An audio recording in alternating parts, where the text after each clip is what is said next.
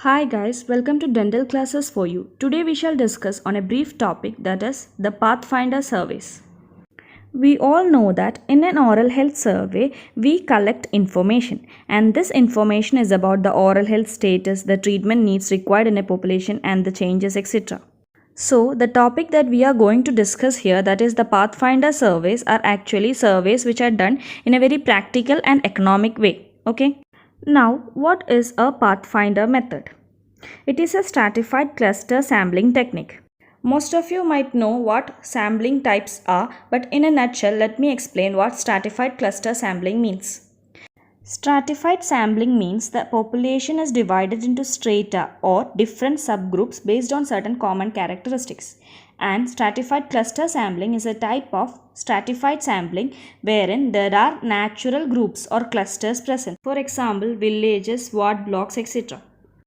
Here in Pathfinder surveys, we select the important population subgroups that show different disease levels, and then we select specific index age groups in each location and the appropriate number of subjects required. Now, moving on to the classification, Pathfinder surveys are classified based on the sampling sites and the age groups selected.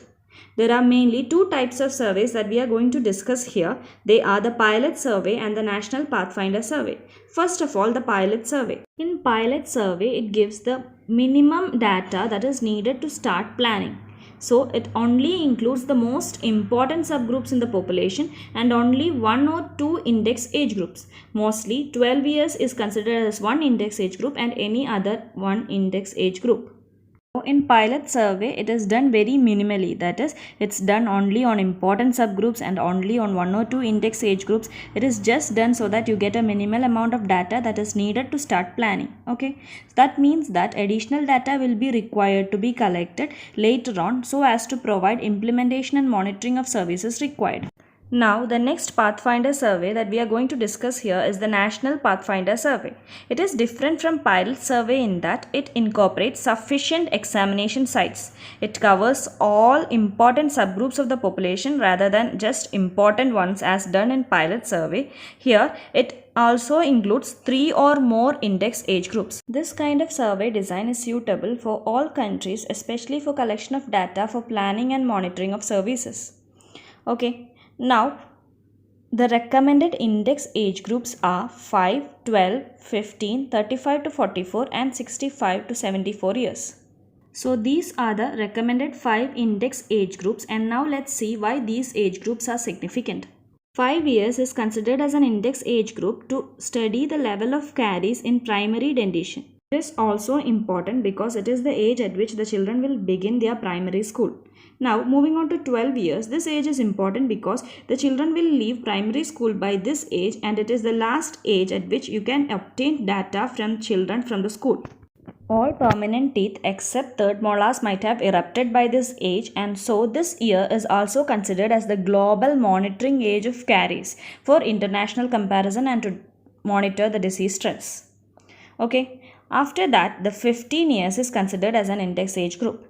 This is because at this age group, the permanent teeth might have been exposed to the oral environment or have been in the oral cavity for about 3 to 9 years. So, you can assess caries prevalence in this age group.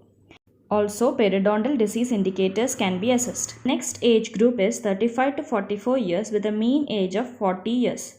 This is the standard monitoring group of health conditions of adults. That is, you can study the effect of dental caries, the severe periodontal disease involvements, and general effect of care provided in this age group. Okay.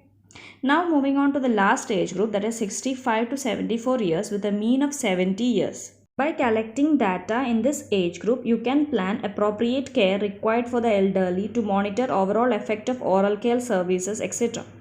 So this is about the index age groups. Finally, you must know that about a minimum of 25 to 50 subjects are selected for each cluster or the sampling site you select for each index age group. So that's all about the Pathfinder surveys. Now let me summarize.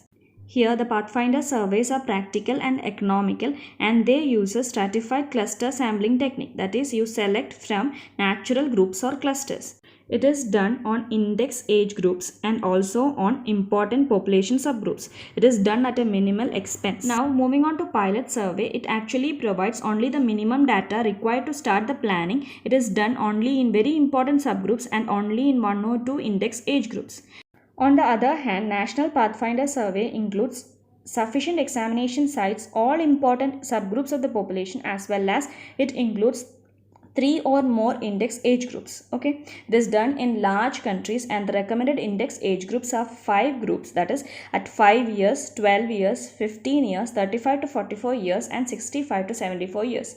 We have also discussed why these index age groups are significant. Also, 25 to 40 subjects are selected from each cluster in the sampling site for each index age group. Hope all of you have understood the class. For more such videos, like, share and subscribe. Thank you.